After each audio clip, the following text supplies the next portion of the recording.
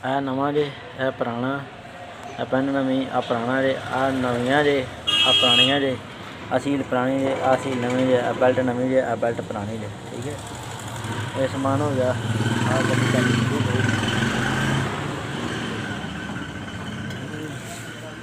और शू लगे हैं, शू तुहानूं पा दिंदे आ वजह नंबर अल टैंकी सीव कर दी लॉक दे। आ लो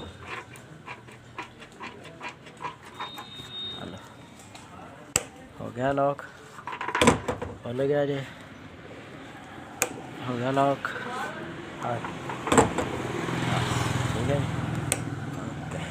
आ नवा जे आ पुराना आ पेन नवी आ पुराना जे आ नवियां जे आ पुरानियां जे आ सील पुरानी जे आ सील नवी जे आ बेल्ट नवी जे आ बेल्ट पुरानी जे। ठीक है, ये समान हो गया। आ गड्डी चल शुरू हो गई।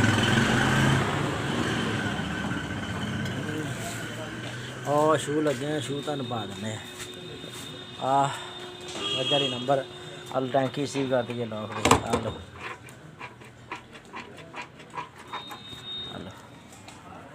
हो गया लॉक, खुल गया जी, हो गया लॉक। ठीक है सारा खुल गया तेरा कार वगैरह लगे मंगाउन पा दिन्ने। ठीक है, और स्पंज फिल्टर ही भी खराब आ तेरा चल जूगा, आड़ा हरिया फिल्टर तेरा चल जाना, वो नहीं तेरा चलना भी।